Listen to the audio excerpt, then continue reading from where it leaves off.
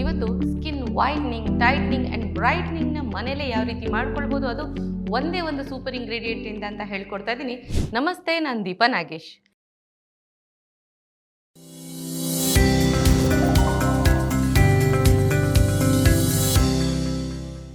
ಈ ಸೀಸನಲ್ಲಿ ಎಲ್ಲೆಲ್ಲಿ ನೋಡಿದ್ರು ಕಮಲದ ಹೂವು ಅಂದರೆ ಲೋಟಸ್ ಅಂತ ಏನು ಹೇಳ್ತೀವಿ, ಅದು ಸರ್ವೇ ಸಾಮಾನ್ಯವಾಗಿ ಸಿಗ್ತಾ ಇರುತ್ತೆ. ಕೆಲವೊಂದು ಸತಿ ಪೂಜೆಗೋಸ್ಕರ ತಂದು ನೈರ್ಮಲ್ಯ ಜೊತೆ ಅದನ್ನು ಬಿಸಾಡ್ತಾ ಇರ್ತೀವಿ. ಬಟ್ ಕಸದಿಂದ ರಸ ಹೇಗೆ ಮಾಡೋದು ಅಂತ ನಾನು ಇವತ್ತು ಹೇಳ್ಕೊಡ್ತಾ ಇದ್ದೀನಿ. ಸೊ ಸಾಧಾರಣವಾಗಿ ಈ ಕಮಲದ ಹೂವನ್ನ ತುಂಬಾ ಶ್ರೇಷ್ಠವಾಗಿರೋದು ಅಂತ ಕನ್ಸಿಡರ್ ಮಾಡ್ತೀವಿ.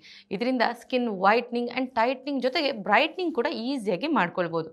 ಫಸ್ಟ್ ನಾವು ಇದರಿಂದ ಯಾವ ರೀತಿ ಒಂದು ಒಳ್ಳೆ ಕ್ಲೆನ್ಸರ್ನ ಮಾಡ್ಬೋದು ಅಂತ ಹೇಳ್ಕೊಡ್ತೀನಿ. ಖಂಡಿತವಾಗ್ಲೂ ಟ್ರೈ ಮಾಡಿ. ಹಸಿ ಹಾಲು ಜೊತೆಗೆ ಈ ಕಮಲದ ಹೂವನ್ನು ಚೆನ್ನಾಗಿ ವಾಶ್ ಮಾಡಿ ಅದರ ಪೆಟಲ್ಸು ಜೊತೆಗೆ ಅದರ ಒಳಗಡೆ ಇರೋಂಥ ಪೋಲನ್ ಅಂತ ಏನು ಹೇಳ್ತೀವಿ ಅದನ್ನೆಲ್ಲ ಹಾಕಿ ಚೆನ್ನಾಗಿ ಗ್ರೈಂಡ್ ಮಾಡಿದ್ರೆ ಮನೇಲೇ ನೀವು ಒಂದು ಒಳ್ಳೆ ಅರೋಮ್ಯಾಟಿಕ್ ಆಗಿರುವಂಥ ಮೈಲ್ಡ್ ಕ್ಲೆನ್ಸರ್ನ ರೆಡಿ ಮಾಡ್ಕೊಂಡಿರ್ತೀರ. ಇದನ್ನು ಜಾಸ್ತಿ ದಿವಸ ಪ್ರಿಸರ್ವ್ ಮಾಡೋಕ್ಕಾಗದೇ ಇರ್ಬೋದು, ಬಟ್ ಆ ಮೂಮೆಂಟಲ್ಲಿ ನೀವು ಸ್ಕಿನ್ನಿಗೆ ಒಂದು 2-3 ಸತಿ ಪ್ರತಿದಿನ ಕ್ಲೆನ್ಸ್ ಮಾಡ್ಕೊಳ್ತಾ ಇರೋದ್ರಿಂದ ಸ್ಕಿನ್ನಲ್ಲಿರುವಂಥ ಡರ್ಟು, ಡೆಡ್ ಪಾರ್ಟಿಕಲ್ಸು ಜೊತೆಗೆ ಸ್ವೆಟ್ ಕೂಡ ರೆಡ್ಯೂಸ್ ಆಗುತ್ತೆ. ಆ್ಯಂಡ್ ಯಾವುದಾದ್ರೂ ಒಂದು ಫಂಕ್ಷನಲ್ಲಿ ನೀವು ಮೇಕಪ್ ಮಾಡ್ಕೊಂಡಿದ್ದೀರಾ, ಈಸಿಯಾಗಿ ಮೇಕಪ್ನ ರಿಮೂವ್ ಮಾಡೋದಕ್ಕೆ ಕೂಡ ಒಂದು ಒಳ್ಳೆ ಕ್ಲೆನ್ಸರ್ ರೀತಿ ಇದು ಹೆಲ್ಪ್ ಆಗುತ್ತೆ. ಸೊ ಹೀಗೆ ಮನೆಯಲ್ಲೇ ತಯಾರಿಸ್ಕೊಂಡಿರುವಂಥ ಒಂದು ಲೋಟಸ್ ಫ್ಲವರ್ನ ಕ್ಲೆನ್ಸರ್ನ ನೀವು ಪ್ರತಿನಿತ್ಯ ಯೂಸ್ ಮಾಡ್ತಾ ಬರ್ಬೋದು.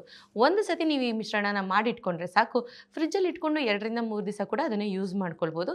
ಇನ್ಫ್ಯಾಕ್ಟ್ ಇದನ್ನೇ ನೀವು ಒಂದು ಕಾಟನ್ ಪ್ಯಾಡಲ್ಲಿ ಡಿಪ್ ಮಾಡಿಬಿಟ್ಟು ಚಿಲ್ ಮಾಡಿ, ಅಂದರೆ ಫ್ರಿಜ್ಜಲ್ಲಿ ಸ್ವಲ್ಪ ಚಿಲ್ ಮಾಡಿ ಕಾಟನ್ ಪ್ಯಾಡಲ್ಲಿ ಡಿಪ್ ಮಾಡಿ ಕಣ್ಣಿನ ಮೇಲೆ ಇಟ್ಕೊಂಡು ಒಂದು 20 ನಿಮಿಷ ಬಿಟ್ಟು ವಾಶ್ ಮಾಡೋದ್ರಿಂದ ಅಂಡರ್ ಐ ಡಾರ್ಕ್ ಸರ್ಕಲ್ಸ್ ಜೊತೆಗೆ ಪಫಿನೆಸ್ ಕೂಡ ರೆಡ್ಯೂಸ್ ಆಗ್ತಾ ಬರುತ್ತೆ. ಇನ್ನು ಫೇಸಿಗೆ ಮಸಾಜಿಂಗ್ ಕ್ರೀಮನ್ನ ಹೇಗೆ ತಯಾರಿಸ್ಕೊಳ್ಬೋದು, ಇದೇ ಲೋಟಸಿಂದ ಅಂತ ಹೇಳ್ಕೊಡ್ತೀನಿ. ಖಂಡಿತವಾಗ್ಲೂ ಟ್ರೈ ಮಾಡಿ. ಈ ಸೀಸನಲ್ಲಿ ಸ್ಕಿನ್ ಸ್ವಲ್ಪ ಡ್ರೈ ಆಗಿರುತ್ತೆ, ಡಲ್ ಕೂಡ ಆಗಿರುತ್ತೆ. ಅದನ್ನು ಓವರ್ಕಮ್ ಮಾಡಬೇಕಂದ್ರೆ ಯಾವುದೋ ಕೆಮಿಕಲ್ ಓರಿಯೆಂಟೆಡ್ ಪ್ರಾಡಕ್ಟ್ಸ್ನ ಯೂಸ್ ಮಾಡೋ ಬದಲಿಗೆ ನಾನೀಗ ಹೇಳ್ಕೊಡೋವಂಥ ಮಸಾಜಿಂಗ್ ಕ್ರೀಮ್ನ ಖಂಡಿತವಾಗ್ಲೂ ಟ್ರೈ ಮಾಡಿ. ಇದರಿಂದ ತುಂಬ ಫಾಸ್ಟಾಗಿ ಫೈನ್ ಲೈನ್ಸ್ ಕೂಡ ರೆಡ್ಯೂಸ್ ಆಗ್ತಾ ಬರುತ್ತೆ. ತುಂಬಾ ಸೆನ್ಸಿಟಿವ್ ಸ್ಕಿನ್ ಇರುವಂಥವ್ರು ಕೂಡ ಇದನ್ನು ಯೂಸ್ ಮಾಡ್ತಾ ಬರ್ಬೋದು. ಮಾಡೋದಕ್ಕೆ ತುಂಬ ಸಿಂಪಲ್. ನೀವು ಒಂದು ಕಲ್ಲಿನ ಮೇಲೆ, ಅಂದರೆ ಗಂಧ ತೆಯ್ಯೋ ಕಲ್ಲು ಅಂತ ಏನು ಹೇಳ್ತೀವಿ, ಆ ಗಂಧ ತೆಯ್ಯೋ ಕಲ್ಲಿನ ಮೇಲೆ ಸ್ವಲ್ಪ ಬೆಣ್ಣೆ ಮತ್ತು ಫ್ಲವರ್ದು ಪೆಟಲ್ಸ್ ಏನಿರುತ್ತಲ್ಲ ಅದನ್ನು ಹಾಕಿ ಚೆನ್ನಾಗಿ ತೆಯ್ಬೋದು. ನಿಮ್ಗೆ ಅಷ್ಟೆಲ್ಲ ಟೈಮ್ ಇಲ್ಲ ಅಂತಂದರೆ ಒಂದು ಹ್ಯಾಂಡ್ ಬ್ಲೆಂಡರಲ್ಲಿ ಅಥವಾ ಮಿಕ್ಸಿ ಜಾರಲ್ಲಿ ಇದಿಷ್ಟನ್ನು ಹಾಕಿ ಸ್ವಲ್ಪ ವಿಟಮಿನ್ ಇ ಕ್ಯಾಪ್ಸೂಲ್ನ ಕೂಡ ಇದ್ರ ಜೊತೆ ಮಿಕ್ಸ್ ಮಾಡಿಕೊಂಡು ಚೆನ್ನಾಗಿ ಫೈನ್ ಪೇಸ್ಟ್ ಮಾಡಿಟ್ಕೊಳ್ಳಿ. ಇದು ಒಂದು ರೀತಿ ಮಸಾಜಿಂಗ್ ಕ್ರೀಮ್ ಥರ ನಿಮಗೆ ಹೆಲ್ಪ್ ಆಗುತ್ತೆ. ಇದನ್ನು ನೀಟಾಗಿ ಫೇಸಿಗೆ ಮಸಾಜ್ ಮಾಡ್ಕೊಳ್ಬೋದು. ಯಾರ್ದು ತುಂಬಾ ಡ್ರೈ ಆ್ಯಂಡ್ ಡಲ್ ಆಗಿರುತ್ತೋ ಅವರು ಇದಕ್ಕೆ ಸ್ವಲ್ಪ ಜೋಜೋಬಾ ಎಸೆನ್ಷಿಯಲ್ ಆಯಿಲ್ ಅಂತ ಬರುತ್ತೆ, ಅದನ್ನು ಕೂಡ ಮಿಕ್ಸ್ ಮಾಡಿಬಿಟ್ಟು ನೀಟಾಗಿ ಫೇಸಿಗೆ 20 ಮಿನಿಟ್ಸ್ ಮಸಾಜ್ ಕೊಟ್ಕೊಳ್ಬೋದು. ಫಸ್ಟೇ ನಾನು ಹೇಳ್ಕೊಟ್ಟಿರೋಂಥ ಕ್ಲೆನ್ಸರಿಂದ ಕ್ಲೆನ್ಸ್ ಮಾಡ್ಕೊಳ್ಳಿ, ಆಮೇಲೆ ಇದರಿಂದ ಮಸಾಜ್ ಮಾಡ್ಕೊಂಡು ನೋಡಿ ಸ್ಕಿನ್ನಲ್ಲಿ ಎಷ್ಟು ಚೆನ್ನಾಗಿ ಫಾಸ್ಟಾಗಿ ವೈಟ್ನಿಂಗ್ ರಿಸಲ್ಟ್ ಸಿಗುತ್ತೆ ಅಂತ ನೀವೇ ವಿಟ್ನೆಸ್ ಮಾಡಿರ್ತೀರ. ಇದನ್ನು ಒಂದು ಕಂಪ್ಲೀಟ್ ಫೇಶಿಯಲ್ ಆಗಿ ನಾವು ಮಾಡ್ತಾ ಇರ್ತೀವಿ ಪಾರ್ಲರಲ್ಲಿ, ಅದನ್ನು ನೀವು ಮನೇಲೂ ಕೂಡ ಟ್ರೈ ಮಾಡ್ಬೋದು. ಸೊ ಕ್ಲೆನ್ಸರ್ ಹೇಳ್ಕೊಟ್ಟಿದ್ದೀನಿ, ಮಸಾಜಿಂಗ್ ಕ್ರೀಮ್ ಹೇಳ್ಕೊಟ್ಟಿದ್ದೀನಿ. ಕೆಲವರಿಗೆ ತುಂಬಾ ಆಯಿಲಿ ಸ್ಕಿನ್ ಇರುತ್ತೆ ಅಥವಾ ಪಿಂಪಲ್ ಕೂಡ ಇರುತ್ತೆ. ಆ ಥರದವರು ಈ ರೀತಿ ಮಸಾಜಿಂಗ್ ಕ್ರೀಮ್ನ ಯೂಸ್ ಮಾಡೋ ಬದಲಿಗೆ ನಾನಿವಾಗ ಹೇಳ್ಕೊಡೋಂಥ ಒಂದು ಸೂಪರ್ ಫಾರ್ಮುಲಾನ ನೀವು ಕೂಡ ಟ್ರೈ ಮಾಡ್ಬೋದು. ಇದೇ ಲೋಟಸ್ ಪೆಟಲ್ಸ್ ಏನಿರುತ್ತಲ್ಲ ಅದನ್ನು ತಗೊಂಡು ಚೆನ್ನಾಗಿ ಅದನ್ನು ಬ್ಲೆಂಡ್ ಮಾಡ್ಕೊಳ್ಳಿ. ಸ್ವಲ್ಪ ಅಗಸೆ ಬೀಜದ ಜೆಲ್ ಜೊತೆಗೆ ಇದನ್ನು ಬ್ಲೆಂಡ್ ಮಾಡಿಬಿಟ್ಟು ಅದನ್ನು ನೀವು ಮಸಾಜಿಂಗ್ ಜೆಲ್ ರೀತಿ ಉಪಯೋಗಿಸೋದ್ರಿಂದ ಆಯಿಲಿ ಸ್ಕಿನ್ ಇರೋವಂಥವ್ರು ತುಂಬ ಚೆನ್ನಾಗಿ ನ್ಯೂಟ್ರಲೈಸ್ ಆಗುತ್ತೆ. ಜೊತೆಗೆ ಪಸ್ ಓರಿಯೆಂಟೆಡ್ ಪಿಂಪಲ್ ಇರುವಂಥವ್ರು ಕೂಡ ಇದನ್ನು ಯೂಸ್ ಮಾಡ್ತಾ ಬರ್ಬೋದು.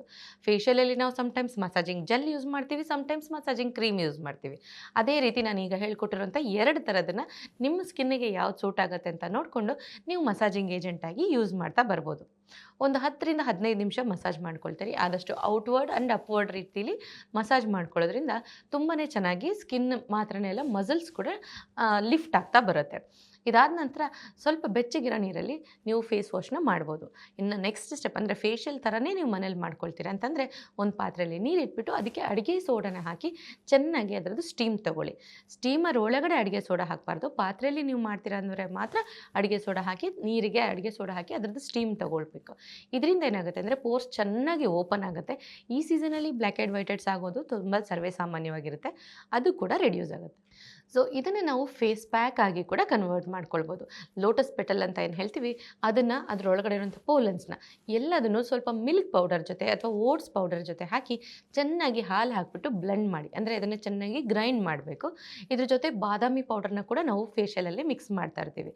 ಸಮ್ಟೈಮ್ಸ್ ಬ್ರೈಡಲ್ ಫೇಶಿಯಲ್ ಆಗಿ ನೀವು ಇದನ್ನು ಕನ್ವರ್ಟ್ ಮಾಡ್ಕೊಳ್ಬೇಕಂತಂದರೆ ರಾತ್ರಿನೇ ಒಂದು 8-10 ಬಾದಾಮಿ ಸ್ವಲ್ಪ ಗಸಗಸೆನ ನೆನೆಸಿಟ್ಟಿರಿ. ಇದ್ರ ಜೊತೆಗೆ ಈ ಲೋಟಸ್ ಪೆಟಲ್ನ ಹಾಕಿ ಚೆನ್ನಾಗಿ ಬೆಳಿಗ್ಗೆ ಗ್ರೈಂಡ್ ಮಾಡಿ ತಕ್ಷಣವೇ ಫೇಸಿಗೆ ಅಪ್ಲೈ ಮಾಡ್ಕೊಳ್ಳಿ. ಯಾವುದೇ ಕಾರಣಕ್ಕೂ ಗ್ರೈಂಡ್ ಮಾಡಿ ಇಟ್ಟು ತುಂಬ ಹೊತ್ತಾದಮೇಲೆ ಇದನ್ನು ಅಪ್ಲೈ ಮಾಡ್ಕೊಳ್ಬಾರ್ದು. ಸೋಕ್ ಮಾಡುವಾಗ ಡ್ರೈ ಫ್ರೂಟ್ಸ್ನ ರಾತ್ರಿಯೇ ಸೋಕ್ ಮಾಡಿರಿ. ಆದರೆ ಲೋಟಸ್ ಜೊತೆ ಒಂದು ಸತಿ ಗ್ರೈಂಡ್ ಮಾಡಿ ಆದಮೇಲೆ ಇದನ್ನು ಇಮಿಡಿಯೇಟಾಗಿ ಫೇಸಿಗೆ ಅಪ್ಲೈ ಮಾಡ್ಕೊಳ್ಬೇಕು. ಆಲ್ರೆಡಿ ನಾವು ಏನೇನು ಹಾಕಿರ್ತೀವಿ ಒಂದು ಸತಿ ರಿಪೀಟ್ ಮಾಡ್ತೀನಿ. ಲೋಟಸ್ ಪೆಟಲ್ಸ್, ಅದ್ರ ಜೊತೆ ಸ್ವಲ್ಪ ಗಸಗಸೆ ಮತ್ತು ಬಾದಾಮಿ, ಇದಿಷ್ಟನ್ನು ಹಾಲಲ್ಲಿ ಗ್ರೈಂಡ್ ಮಾಡಿ, ತುಂಬ ಡ್ರೈ ಸ್ಕಿನ್ ಇತ್ತು ಅಂದರೆ ಮಿಲ್ಕ್ ಕ್ರೀಮ್ ಜೊತೆಗೆ ಇದನ್ನು ಗ್ರೈಂಡ್ ಮಾಡಿ ನೀಟಾಗಿ ಫೇಸಿಗೆ ಅಪ್ಲೈ ಮಾಡಿಕೊಂಡು 20 to 30 ಮಿನಿಟ್ಸ್ ಬಿಟ್ಬಿಟ್ಟು ಸ್ವಲ್ಪ ಬೆಚ್ಚಗಿರೋ ನೀರಿಂದ ವಾಶ್ ಮಾಡ್ತಾ ಬನ್ನಿ. ಇಲ್ಲಿಗೆ ನಿಮಗೆ 5 ಸ್ಟೆಪ್ ಫೇಶಿಯಲ್ ಅಂತ ಏನು ಹೇಳ್ತೀವಿ, ಅದರಲ್ಲೂ ಫ್ಲೋರಲ್ ಫೇಶಿಯಲ್ ಮನೇಲೇ ರೆಡಿ ಮಾಡ್ಕೊಂಡಂಗಾಗುತ್ತೆ. ಇದನ್ನು ನಿಯಮಿತವಾಗಿ ಅಂದರೆ ವಾರಕ್ಕೊಂದ್ಸತಿ ಅಥವಾ 15 ದಿವಸಕ್ಕೊಂದ್ಸತಿ ಟ್ರೈ ಮಾಡೋದ್ರಿಂದ skin white, tight and bright ಕೂಡ ಆಗುತ್ತೆ. ಇದೇ ರೀತಿ ಮತ್ತಷ್ಟು ಇಂಟ್ರೆಸ್ಟಿಂಗ್ ಆ್ಯಂಡ್ ಇನ್ಫಾರ್ಮೇಟಿವ್ ಆಗಿರುವಂಥ ವಿಷಯಕ್ಕಾಗಿ ನೋಡ್ತಾ ಇರಿ ವಿಶ್ವವಾಣಿ ಹೆಲ್ತ್ ಯೂಟ್ಯೂಬ್ ಚಾನಲ್.